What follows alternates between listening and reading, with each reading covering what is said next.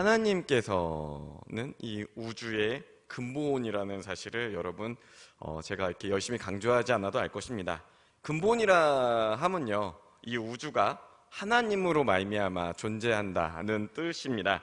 그래서 우리가 그 어떤 지식과 어떤 체험으로도 이 하나님을 온전히 안다고 말할 수는 없을 것입니다. 그럼에도 불구하고 우리에게 정말 중요한 것이 있습니다.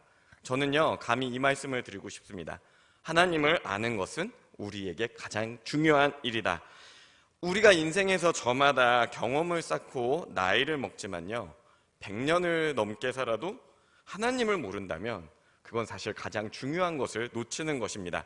왜냐하면 하나님을 모른다는 것은 곧 나 자신을 모른다, 내 존재 이유를 모르는 것과 같기 때문입니다. 하나님께서는요, 우리가 당신을 알아가도록 지으셨습니다. 그래서 우리 인간은 본능적으로 하나님을 찾는 존재입니다. 그래서 우리 안에 무엇인가가 늘 하나님을 알고자 간절히 원합니다. 그렇기 때문에 모든 인간은 신이란 무엇일까, 신의 존재는 무엇인가에 대해서 늘 갈망하고 그것을 통찰력 있게 바라보게 됩니다. 학자들은 이런 우리들의 모습을요, 종교성, 인간에게는 종교성이 있다라고 말합니다. 아무리 문명이 발전하고 시대가 변하여도 우리 사회에서 종교가 사라질 수 없는 이유는 이 때문입니다. 어떤 첨단 문명도 우리 마음 가장 깊은 곳에 있는 이 욕구를 충족할 수 없습니다. 그래서 하나님을 모르는 사람은 오늘의 운세를 찾아 읽고 미래를 가르쳐 준다는 점술에 마음을 빼앗기는 것입니다. 세상 사람들이 동의하는 인생의 가장 근본적인 질문, 아마도 이 세 가지가 아닐까 싶습니다. 나는 어디에서 왔지? 나는 왜 여기 있지? 그리고 나는 어디로 가고 있지? 아마 바쁘게 살면서 삶의 터전에 집중하다 보면요, 그냥 흐르는 대로 살면서 지낼 수 있지만 반드시 이 질문이 언젠가 우리의 마음을 사로잡게 되어 있습니다. 그래서 사람들이 기회가 날 때 무엇을 합니까? 책을 사고 지혜를 구하고 때로는 깨달음을 위해 작정하고 여행을 떠나지 않습니까? 그런데 사실 이 모든 것은요, 우리가 영적인 진리에 목마르기 때문에 나타나는 것입니다. 대부분의 사람들은 그 영적 갈급함을 찾지 못해서 저마다 자기 종교의 목소리를 듣습니다. 아무리 외모, 민족, 언어, 습관이 달라도요, 모든 사람은 이 부분에서 본질적으로 동일합니다. 모두 어느 정도 빛나는 인생을 꿈꾸고 열망하며 꿈과 소망을 품고 사랑하고 사랑받으며 살길 원합니다. 그리고 그 가운데 인생의 가장 근본적인 질문을 해결해 줄 존재, 곧 신의 의미를 생각하게 됩니다. 그렇다면 왜 우리가 이런 갈급함을 가지며 살아갈까요? 그 이유는 하나님께서 우리를 그렇게 만드셨기 때문입니다. 하나님은 우리가 주님을 알고 찾으며 원하도록 창조하셨습니다. 그래서 우리가 어떤 것을 누려도 우리의 마음에 채워짐이나 그런 만족함이 없는 그런 존재입니다. 프랑스의 지성인 최고의 수학자라고 불리던 파스칼이라는 사람이 있어요. 근데 이 사람이 이 세상의 모든 수학 공식과 지성을 아무리 배우고 채우고 내세워도 그 사람에게 채워지지 않는 부분이 있음을 깨달았습니다. 그래서 이 사람이 이렇게 고백했습니다. 모든 사람의 내면에는 하나님이 빚으신 공백이 있다. 그가 이렇게 말한 까닭은 공허함을 채워 온전히 행복을 누린 사람을 가만히 찾아봤더니 하나님을 영접하며 하나님의 영광을 위해 살았던 사람밖에 없다는 사실 때문이었습니다. 그러나 이 마음의 공백을 하나님으로 채우지 않는 사람은요, 반드시 그 공백을 어떤 우상으로 채우게 됩니다. 초대교회의 어거스틴 목사님은요, 이런 우리의 모습을 이렇게 고백했습니다. 하나님은 그분 자신을 위해 인간을 지으셨으며 우리 마음은 하나님 안에서 쉼을 찾기까지는 쉼을 얻을 수 없다. 그런데 이 말은요, 단순히 어거스틴만의 생각이 아닙니다. 그의 고백은 진리입니다. 왜 그렇습니까? 그 증거를 성경이 증언하기 때문입니다. 성경은 하나님께서 우리를 어떻게 사랑하시는지, 우리가 그 사랑을 어떻게 저버렸는지, 그런 우리를 구원하시기 위해 하나님께서 어떻게 하셨는지를 보여줍니다. 사실요, 성경이 말하는 메시지의 맥락은 아주 명료합니다. 하나님께서는 우리를 위해 제사장을 세우고 선지자를 보내셨습니다. 그러나 우리는 그들을 통해 하나님께로 돌아가길 원하지 않았습니다. 그분의 말씀을 무시하였고 때로는 그분이 보낸 선지자들을 죽이기까지 했습니다. 그래서 하나님께서는 마지막으로 당신의 아들 예수 그리스도를 보내셨습니다. 이는 아버지 하나님이 우리를 향해 보이신 최고의 사랑의 표현이었습니다. 자, 요한복음 3장 16절 말씀 함께 합독하기 원합니다. 하나님이 세상을 이처럼 사랑하사 독생자를 주셨으니 이는 그를 믿는 자마다 멸망하지 않고 영생을 얻게 하려 하심이라. 아멘. 그러나 그럼에도 불구하고 우리는 그분마저 죽였습니다. 하지만 하나님은요, 이미 우리가 그 정도로 큰 악을 행할 것조차도 알고 계셨습니다. 그리고 우리가 주님을 십자가에 지을 때 그 악을 선으로 바꾸사 모든 사람을 용서하는 발판으로 만드셨습니다. 우리는 이 사건 속에서 하나님의 성품을 읽을 수 있습니다. 우리가 하나님을 사랑이라 고백하는 것은 무절제한 용서, 관용 이런 것을 의미하는 것이 아니라 선하고 공의로우신 그 주님께서 그 가운데서 이처럼 우리를 구원하시기 위해 가장 귀한 아들을 희생하시면서까지 보이신 그 사건을 우리가 경험하였기 때문입니다. 그분은요, 우리를 누구보다 특별한 존재로 아끼고 사랑하십니다. 창세기를 보면 하나님께서 천지를 창조하실 때 아담과 하와를 그분의 형상을 따라 그분의 모양대로 만드셨다라고 고백합니다. 하나님의 형상대로 지음받았다는 것은 우리 안에 하나님을 닮은, 그래서 반드시 하나님께 반응할 수 있는 무엇인가를 주셨다는 말씀입니다. 여러분, 좀 이런 비유 좀 심할 수 있겠지만 여러분 혹시 기르는 개가 하나님께 기도를 한다고 생각을 하십니까? 혹은 하늘을 나는 새들이 하나님을 진심으로 예배하거나 물고기가 찬양한다고 생각하십니까? 아니죠. 본능에 따라 살아갈 뿐. 물론 우리가 성경에서 은유적인 표현으로 하나님의 창조 섭리 가운데 그들도 그 섭리를 안다라고 표현은 하지만 실제로 그들이 하나님을 위해 기도하거나 예배하지는 않습니다. 누가 하나님을 예배합니까? 바로 우리 인간만이 하나님을 예배합니다. 이것이 가능한 이유는요, 오직 우리에게만 하나님께서 당신을 자각할 수 있는, 당신을 인식할 수 있는 능력을 주셨기 때문입니다. 우리가 하나님을 알기 원하고 그분 앞에서 우리 존재의 이유를 찾는 까닭은 하나님께서 우리에게 하나님을 자각할 수 있는 능력을 주셨기 때문입니다. 그러나 이 아담과 하와, 그들이 범죄한 이래 우리 사람 어떻게 됐습니까? 우리 안에 있는 하나님의 형상이 훼손되었지 않습니까?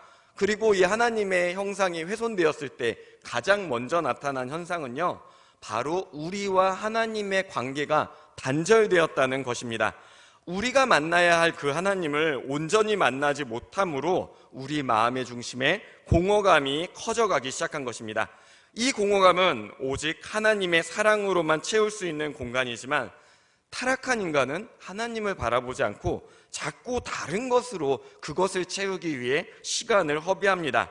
하나님이 원하시는 것이 무엇인지, 하나님께로 나아가는 것이 무엇인지 우리의 내면의 깊은 곳에서는 계속해서 우리에게 말하고 그 하나님께 돌아가라 외치지만 우리의 의지만으로는 넘어설 수 없는 담이 있습니다. 그 담이 무엇인가 하니 바로 죄입니다. 죄로 인해 하나님께로 나아갈 수 없는 인간은요, 다른 곳을 통해서 그 공허감, 그 빈자리를 채우려고 합니다. 돈을 추구할 수도 있고요, 또 교육에 집중할 수도 있습니다. 권력, 과학, 문화, 정치, 종교 다양한 형태로 이 마음의 빈 곳을 채우려 노력할 수 있습니다. 그러나 사랑하는 성도 여러분, 세상의 그 어떤 것도 이 빈 공간을 채울 수 없음을 기억하시길 소망합니다. 그 대표적으로 증명한 사람이 있습니다. 그 사람이 누구인가 하니 바로 다윗의 아들 솔로몬입니다. 그는요, 역사상 가장 지혜로운 사람이었고 어마어마한 재산과 수많은 아내를 소유했으며 세상 최고의 지혜로서 사람들의 존경까지 받는 사람이었습니다. 아마도 인류 역사를 꾸집어서 우리가 세속적인 관점으로 가장 성공한 정점에 선 한 명을 꼽으라 한다면요, 분명 그 사람은 솔로몬일 것입니다. 그런데 이 솔로몬이 인생 노년에 지은 전도서에서 그가 어떻게 한탄합니까? 전도서 1장 2절 말씀 우리 함께 보기 원합니다. 전도서 1장 2절입니다. 전도자가 이르되 헛되고 헛되며 헛되고 헛되니 모든 것이 헛되도다. 솔로몬은요, 인간으로서 누릴 수 있는 모든 쾌락, 부, 권력 다 누렸습니다. 그리고 그는 필히 인생의 의미를 깨닫기 위해 정말 많은 것들을 시도했을 것입니다. 그러나 그 어떤 것도 그에게 만족감을 주지 못했습니다. 사실은 처음에는 그 만족감으로 시작했죠. 그런데 그 마음에서 하나님을 멀리하고 세상적인 가치와 권력을 채울 때 그의 내면에는 공허함과 고독이 찾아왔습니다. 자, 그 고독을 이기지 못할 때 우리는 어떠한 마음을 가지게 됩니까? 솔로몬이 그것에 대해서도 깊이 언급한 말씀이 있습니다. 전도서 2장 17절 말씀 함께 합독하겠습니다. 이러므로 내가 사는 것을 미워하였노니 이는 해 아래에서 하는 일이 내게 괴로움이요 모두 다 헛되어 바람을 잡으려는 것이기 때문이로다. 솔로몬이 이 전도서를 쓸 때는요, 막연히 나는 다 싫어, 인생 정말 별일 없어, 이런 회의적인 마음으로 다 자포자기한 이런 마음으로 쓴 게 아닙니다. 그는 노년에 인생의 가장 본질적인 문제를 해결하는 방법을 깨달았기 때문에 이 전도서를 쓴 것입니다. 그것이 무엇인가 하니 바로 우리가 하나님을 알아가는 길을 추구하는 데 정답이 있다는 것입니다. 우리는 하나님을 찾고 그분을 통해 우리 마음의 이 빈 공백을 채우도록 지음을 받았는데 자꾸 엉뚱한 데에서 엉뚱한 것을 채우다 보니 이 마음 깊은 곳의 갈망은 채워지지 않고 그런 어리석은 우리의 그 시간 낭비를 이 솔로몬이 한탄을 통해서 강조한 것입니다. 물론 우리는 분명한 사실을 알고 있습니다. 하나님께서 자신을 우리에게 드러내지 않으면 우리가 결코 그분에 대해서 알 수 없다는 사실 말이죠. 우리가 하나님을 찾으려 아무리 노력해도요, 그분께서 우리에게 당신을 보여주고 계시하지 않으면요, 우리는 절대 하나님을 알 수 없습니다. 그래서 하나님께서 아브라함을 찾아오시기 전까지 온 인류의 모습이 어땠습니까? 우상이 가득하고 죄가 번영하지 않았습니까? 만약 하나님께서 그 아브라함을 찾아오셔서 언약을 맺어주시지 않았다면요, 우리 인류는 아마 영원한 죄악과 횡포의 시대에 머물러 있었을 것입니다. 그러나 주님은 우리에게 하나님을 찾을 수 있는 선물을 주셨습니다. 신학자들은 보통 그 방법을 한 4가지 정도로 언급을 합니다. 첫 번째는 이제 자연, 온 만물입니다. 여러분, 자연의 위대함을 볼 때, 그리고 그 웅장한 가운데서 질서가 있음을 깨달을 때 문득 그 너머에 계신 하나님을 생각하게 되지 않습니까? 물론 고대인들은 하나님을 떠났고 그 자리에 내가 두려워하는 존재를 우상으로 만들어 채웠습니다. 하늘의 별을 섬기기도 하고 해를 섬기기도 하고 이런 어리석음을 범하기도 했죠. 그러나 하나님께서는요, 그런 이들에게도 친히 당신을 드러내셨습니다. 특별히 여러분, 출애굽기에 나온 그 애굽의 날인 10가지 재앙이 있지 않습니까? 이 10가지 재앙은 단순하게 애굽을 징벌하는 사건만을 의미하는 것은 아닙니다. 그것은 그들이 믿던 애굽의 10가지 자연신들을 징계하는 사건이었습니다. 그들이 믿던 나일강의 풍요, 태양신, 그리고 살아있는 신 바로를 징계하는 그 역사 속에서 진정 살아있는 너희가 찾아야 할 이는 바로 나 여호와다라는 그 하나님의 영광을 드러낸 것입니다. 그러나 우리가 우상에게 마음을 빼앗기지 않았다면 자연을 통해서 이 하나님의 영광을 보는 것이 당연하고 마땅할 것입니다. 그리고 두 번째로 우리가 하나님을 발견할 수 있는 것은 바로 양심입니다. 로마서 2장 14절에서 15절 말씀을 함께 합독하시겠습니다. 율법이 없는 이방인이 본성으로 율법의 일을 행할 때에는 이 사람은 율법이 없어도 자기가 자기에게 율법이 되나니 이런 이들은 그 양심이 증거가 되어 그 생각들이 서로 혹은 고발하며 혹은 변명하여 그 마음에 새긴 율법의 행위를 나타내느니라. 아멘. 자, 양심은요, 모든 사람에게 있습니다. 이 율법을 모르고 하나님을 모르는 백성들에게도요, 이 양심이 있고요. 이 양심을 통해 우리는 하나님을 생각하게 됩니다. 그리고 하나님을 생각하는 그 양심으로 말미암아 우리가 하나님께로 나아가 이 선한 의지를 가질 수 있게 됩니다. 근데 이 양심이 어디서부터 나오는 것이냐? 이것은 하나님이 우리에게 선물로 주신 것입니다. 그래서 이 양심을 통해서 우리는 하나님이 주신 그 모습으로 선한 것과 악한 것을 구별할 수 있는 능력을 그분께 부여받았습니다. 세 번째는요, 기록된 하나님의 말씀, 바로 성경입니다. 그냥 아쉽게도 모든 사람들이 이 성경 말씀을 아는 것은 아닙니다. 사실 우리가 성경 말씀을 들을 기회가 있다는 것만으로도 사실 우리는요, 하나님께 정말 큰 은혜를 고백할 수밖에 없습니다. 당장 저 북녘에 있는 우리 동포들만 봐도요, 성경 말씀을 접하기 어려운 환경 가운데 있지 않습니까? 그리고 세계에는 아직 복음을 한 번도 들어볼 적이 없는 미전도 종족도 많고, 실제로 우리 민족도 150년 전만 해도 복음을 모르는 미전도 종족이었습니다. 당장 이제 교회 학교 애들 이렇게 가르치다 보면요, 이순신 장군 세종대왕은 구원받았나요? 라는 질문, 정말 우리의 마음으로 이 나라 사랑으로 정말 훌륭한 분들인데 그분의 구원의 문제에 대한 질문을 받으면요, 살짝 난처한 것이 사실이지 않습니까? 그런 의미에서 성경 말씀을 우리가 지금 읽고 받고 듣고 묵상할 수 있다는 것은 정말 우리가 하나님을 아는 지식의 그 은혜를 크게 누리고 있다는 것입니다. 자, 마지막으로요, 우리가 하나님을 알 수 있는 가장 중요한 방법은요, 바로 그 아들 예수 그리스도를 통해서입니다. 사실 우리가 하나님을 아는 지식에서 가장 중요한 것은요, 다른 게 아닙니다. 예수님을 아는 것입니다. 성경은 예수님이 성육신하신 하나님, 즉 인간의 육체를 입으신 하나님이시며 동시에 가장 완전한 인간이라 고백하지 않습니까? 예수님께서는 성경에서 그 의미를 우리에게 이렇게 말씀하셨습니다. 요한복음 14장 6절에서 10절 말씀 함께 합독하기 원합니다. 예수께서 이르시되 내가 곧 길이요 진리요 생명이니 나로 말미암지 않고는 아버지께로 올 자가 없느니라. 너희가 나를 알았더라면 내 아버지도 알았으리로다. 이제부터는 너희가 그를 알았고 또 보았느니라. 빌립이 이르되 주여 아버지를 우리에게 보여주옵소서. 그리하면 족하겠나이다. 예수께서 이르시되 빌립아 내가 이렇게 오래 너희와 함께 있으되 내가 나를 알지 못하느냐. 나를 본 자는 아버지를 보았거늘 어찌하여 아버지를 보이라 하느냐. 내가 아버지 안에 거하고 아버지는 내 안에 계신 것을 내가 믿지 아니하느냐. 내가 너희에게 이르는 말은 스스로 하는 것이 아니라 아버지께서 내 안에 계셔서 그의 일을 하시는 것이라. 아멘. 자, 우리가 하나님을 알길 원한다면요, 무엇보다 먼저 예수님을 바라보아야 합니다. 예수님이야말로 하나님께서 당신을 드러내신 최고의 계시이기 때문입니다.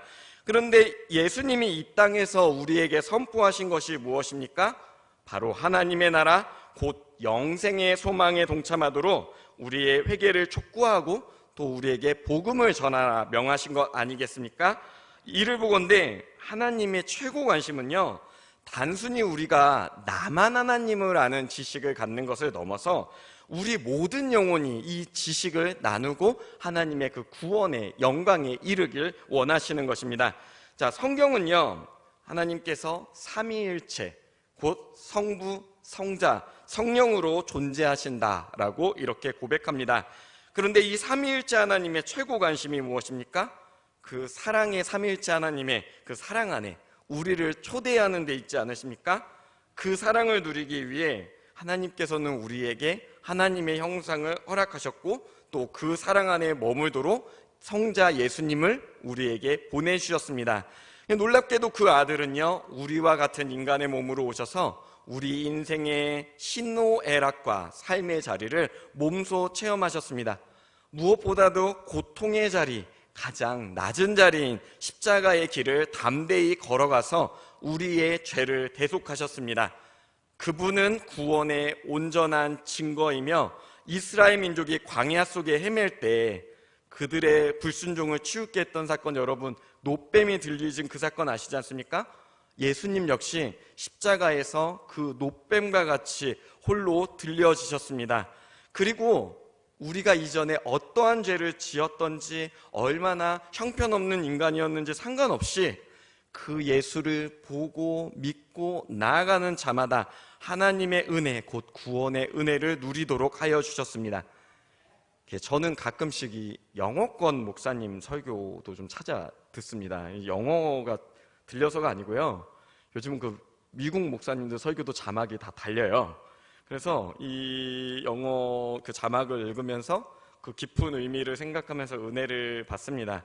그래서 이제 세계적인 목사님, 아무래도 외국 목사님 중에도 유명한 목사님들이 있지 않습니까? 그 설교를 좀 듣는데, 사실 저는 개인적으로 저희 담임 목사님하고 우리 교회 목사님들 설교가 더 좋습니다. 근데 그럼에도 그 듣다 보면은 정말 기억에 남는 말씀들이 하나씩 있어요. 이제 그 레이 프레이처라는 목사님이 있어요. 이 목사님이 미국 갈보리 기념교회라고 미국에서는 상당히 유명한 교회예요. 근데 거기서 이제 말씀하시고, 우리 또 신학생이니까 아무래도 책들을 한 번씩 접하잖아요. 그래서 이분의 설교를 들은 적이 있는데, 그때 목사님이 이런 말씀을 하시더라고요. 하나님이 없다면 삶은 아무것도 아닙니다. 당신이 80년을 살아도 그 진리를 발견하지 못했다면 당신은 아직도 이 땅에 온 이유를 깨닫지 못한 것입니다. 큰 돈을 벌고 수많은 친구를 사귀고 사람들의 칭송을 받으며 모든 것을 소유했다 해도 하나님을 아는 지식이 없다면요, 당신의 영성은 여전히 유치원생에 불과합니다. 이런 말씀을 하셨습니다. 근데 저는 이 목사님 말씀 100번 공감합니다. 우리가 인생을 살아가며 무엇을 알았다고 한들 그 깨달음에 하나님이 없다면 우리 인생의 마지막에 무엇이 남겠습니까? 용서하고 들으십시오. 하나님을 아는 지식을 제외한 나머지 모든 지식과 경험은요, 우리의 영생의 차원으로 생각하면 사소한 것입니다. 알면 좋지만 모른다고 큰일이 나지는 않습니다. 그러나 우리를 지으신 하나님을 아는 것은요, 삶에서 가장 중요합니다. 왜 중요합니까? 하나님을 아는 지식이 우리 인생의 모든 의미와 목적을 부여하기 때문입니다. 이 말의 의미가 무엇인지 아십니까? 하나님을 알고 하나님을 영접하고 그분의 아들 예수 그리스도로 나아가는 자만이 구원을 얻는다는 뜻입니다. 인생의 끝에서 구원을 누리지 못한다면 이 인생에서 누리는 이 모든 것들이 무슨 의미가 있겠습니까? 인생의 가치, 영생, 하나님이 주시는 그 가치를 누리지 못한다면요, 누구도 그 인생의 의미나 가치를 정의할 필요가 없습니다. 심지어 그 끝은 성경은 분명히 고백하죠. 처참한 종말. 그런데 이것을 안다면 우리가 어찌 어리석게 하나님을 아는 지식 대신에 이런 인생의 것에 집착할 수 있겠습니까? 우리는 늘 기도 가운데 질문해야 합니다. 나는 하나님을 아는가? 그리고 만일 내가 하나님을 잘 모른다면 지금 나는 그분을 알기를 원하는가? 분명한 것은요, 하나님께서는 우리가 당신을 알 수 있는 길을 열어주셨습니다. 하나님은 그 진리의 소식을 알기 위해 이미 그 아들 예수 그리스도를 이 땅에 보내셨습니다. 하나님은 우리가 예수님을 통해 영생을 얻고 하나님과 영원히 동행하는 길에 이르길 원하십니다. 그래서 우리는 예수님께 구원의 은혜를 간청하면서 사랑과 신뢰로 주님 앞에 나아가야 합니다. 사랑하는 성도 여러분, 예수님 앞에 나아가는데 조금도 주저함이 없으시길 소망합니다. 어떤 핑계, 어떤 염려도요, 우리가 예수님을 영접하는 일에 걸림돌이 될 필요가 없습니다. 왜 그런지 아십니까? 답이 예수님께 있기 때문입니다. 우리가 그 예수님께 나아간다면 하나님께서 우리에게 당신을 아는 지식, 곧 영생의 생명을 선물로 주실 것입니다. 기도하시겠습니다.